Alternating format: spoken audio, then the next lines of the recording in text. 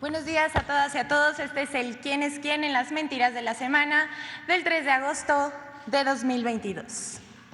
No temer, ni ruptura, ni salida, ni violación al TEMEC. El debate público desatado tras los señalamientos de posibles violaciones al Tratado de Libre Comercio entre México, Estados Unidos y Canadá por la política energética de México ha causado una avalancha de columnas, programas, debates, opiniones, entrevistas, reportajes en radio, televisión y también en las redes sociales. Campaña que, por cierto, aún no termina. La opinión de la oposición y de casi todos los medios es que México está violando el tratado comercial y que, como dice Raimundo Rivá Palacio, el presidente es suicida, porque dice que se quiere salir del tratado, lo cual no es verdad. Todos a punto de aplaudir que se sancione a México. Pero no hay tal violación. El artículo 8 del tratado reconoce la soberanía de México sobre sus recursos naturales, su derecho a legislar de acuerdo a sus intereses sobre el sector energético.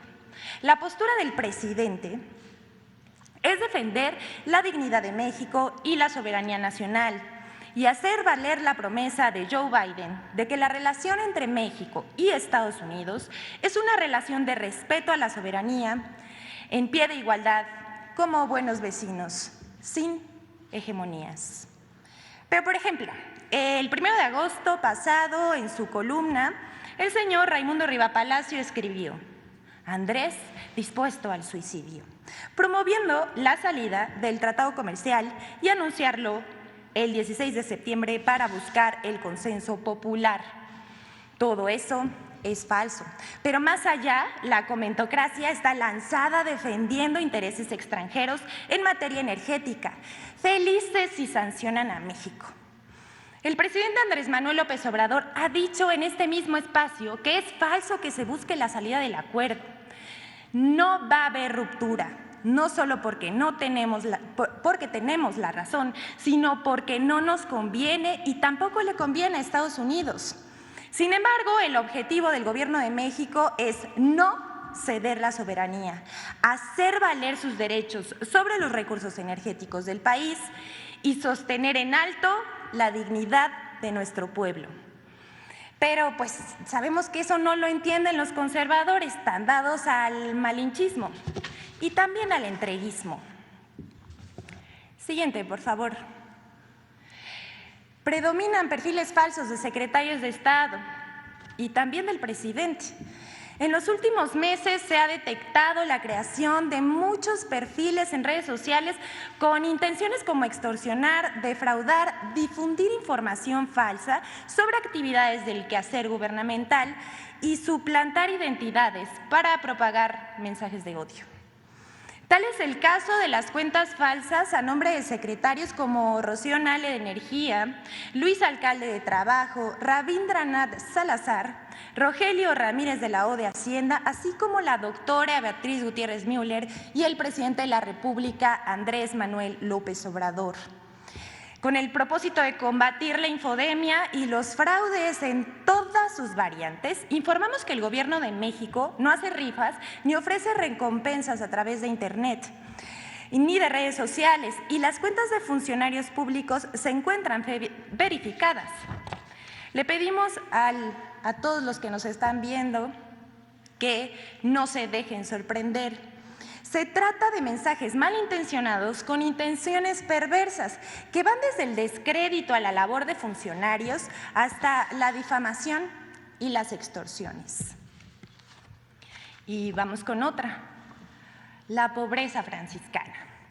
Desde que el presidente de México, Andrés Manuel López Obrador, informó que la administración entra en una nueva etapa de la austeridad republicana a la llamada pobreza franciscana, que consiste en reducir todos los gastos superfluos del gobierno, como la compra de nuevos autos, viajes al extranjero, gastos de oficina, entre otras medidas. Se trata de un ahorro en beneficio del pueblo, a través de los programas sociales. No es como en la era neoliberal, que cuando se hablaba de austeridad en el gobierno se refería a reducir el gasto social en educación, cultura, o era sinónimo de despedir trabajadores o de reducir sus salarios. Esta austeridad parte del principio de que no puede haber gobierno rico con pueblo pobre.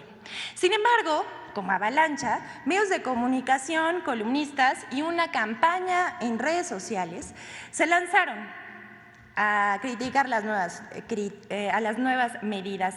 Aquí vemos medios de comunicación como Reforma, El Imparcial, Excelsior, además de personajes como Max Kaiser, Chumel Torres, Luis Cházaro, Jorge Triana, así como Denise Dresser, Leonardo Curcio, las organizaciones México Cómo Vamos, México a favor de la corrupción y Sociedad Civil MX.